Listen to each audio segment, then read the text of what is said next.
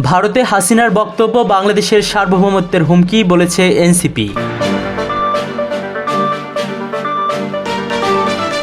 জাতীয় নাগরিক পার্টি এনসিপির মুখপাত্র আসিফ মাহমুদ সজীব ভুঁইয়া বলেছেন, ভারত থেকে যে সংবাদ সম্মেলন করা হলো আমরা এটাকে বাংলাদেশের সার্বভৌমত্বের প্রতি হুমকি হিসেবে দেখছি। বাংলাদেশের অভ্যন্তরীণ বিষয়ে বাইরের একটি শক্তির হস্তক্ষেপকে দেশে বিশৃঙ্খলা তৈরির গভীর ষড়যন্ত্র হিসেবে দেখছি। ভারত সরকার এখানে শেখ হাসিনাকে দাবার গুঁটি হিসেবে ব্যবহার করছে। বৃহস্পতিবার রাতে রাজধানীর বাংলা মোটরে রূপায়ণ ট্রেড সেন্টারে দলটির কেন্দ্রীয় কার্যালয়ে সংবাদ সম্মেলনে তিনি এসব কথা বলেন। আসিফ মাহমুদ বলেন, বাংলাদেশের বর্তমান প্রধানমন্ত্রী চীন সফরের পর হাসিনা প্রথম রয়টার্সকে সাক্ষাৎকার দিলেন। এর আগে তিনি কোনো ফরমাল সাক্ষাৎকার দিতে পারেননি। গতকাল আমরা প্রথম শুনলাম যে তিনি ব্যক্তিগতভাবে আসবেন, পরে শুনলাম অনলাইনে আসবেন, পরে দেখলাম চেহারাও দেখা গেল না, কণ্ঠ আসল। যখন কেউ চেহারা দেখাচ্ছে না, সামনেও আসছে না, তখন তো সন্দেহ জাগে যে বেঁচে আছে নাকি মারা গেছে। এআই জেনারেটেড কিনা সেই সন্দেহ জাগে। সংবাদ সম্মেলনে লিখিত বক্তব্য দেন দলের যুগ্ম সদস্য সচিব ও গ্লোবাল ডায়াসপোরা সেলের প্রধান আলাউদ্দিন মোহাম্মদ।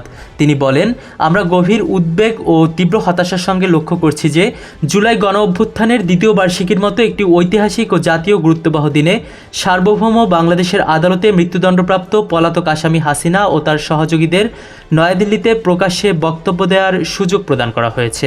এ ঘটনায় নয়াদিল্লি তার বাংলাদেশ নীতি আবারও স্পষ্ট করেছে যে তারা বাংলাদেশের বা বাংলাদেশের জনগণের সঙ্গে নয়, তারা তাদের তাবেদার আওয়ামী লীগের সঙ্গে সম্পর্ক দিয়েই বাংলাদেশকে দেখতে চায়। ভারতের উদ্দেশ্যে আলাউদ্দিন মোহাম্মদ বলেন, আপনারা বাংলাদেশের জনগণ দ্বারা প্রত্যাখ্যাত ও নিষিদ্ধ গোষ্ঠীকে আশ্রয় দিয়ে তাদের পক্ষাবলম্বন করে বাংলাদেশের জনগণকে আপনাদের প্রতি চিরন্তন ঘৃণার দিকে ঠেলে দেবেন না। সংবাদ সম্মেলনে আরও বলা হয়, বাংলাদেশের জনগণ এমন একটি বিশ্বাসযোগ্য, সমন্বিত এবং প্রাতিষ্ঠানিকভাবে শক্তিশালী প্রক্রিয়া প্রত্যাশা করে যা রাষ্ট্রের ন্যায় বিচার প্রতিষ্ঠা ও আইনের শাসনের প্রতি অঙ্গীকারকে সুস্পষ্টভাবে প্রতিফলিত করবে। এই প্রশ্নকে কেবল রাজনৈতিক বক্তব্য বা কূটনৈতিক আনুষ্ঠানিকতার মধ্যে সীমাবদ্ধ রাখা যাবে না। এর জন্য প্রয়োজন রাজনৈতিক সদিচ্ছা, কার্যকর উদ্যোগ এবং সংশ্লিষ্ট রাষ্ট্রীয় প্রতিষ্ঠানের সুস্পষ্ট দায়িত্বশীলতা। এনসিপির অবস্থান তুলে ধরে সংবাদ সম্মেলনে বলা হয়, আমরা গণতন্ত্র, জবাবদিহি এবং সব ধরনের ফ্যাসিবাদী রাজনীতির সম্পূর্ণ বিলোপ বা অবসানের পক্ষে।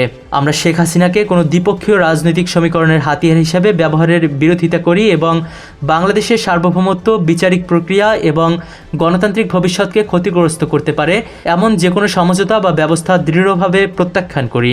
গণতান্ত্রিক রাষ্ট্র পুনর্গঠনের লক্ষ্যে প্রতিশ্রুতিবদ্ধ একটি রাজনৈতিক দল হিসেবে এনসিপি বিশ্বাস করে প্রয়োজনীয় সাংবিধানিক, প্রাতিষ্ঠানিক ও রাজনৈতিক সংস্কারের মাধ্যমে ফ্যাসিবাদী ব্যবস্থার স্থায়ী অবসান নিশ্চিত করতে হবে। একই সঙ্গে দেশের সার্বভৌমত্ব বিনষ্টকারী ও জনগণের বিরুদ্ধে সংগঠিত গুরুতর অপরাধের জন্য দায়ী কোনো ব্যক্তি বা প্রতিষ্ঠানকে যথাযথ জবাবদিহি ও বিচার নিশ্চিত না করে পুনরায় রাজনীতিতে প্রত্যাবর্তনের কোনো সুযোগ দেওয়া হবে না। মুহতাসিম সকিব, দিগন্ত বার্তা।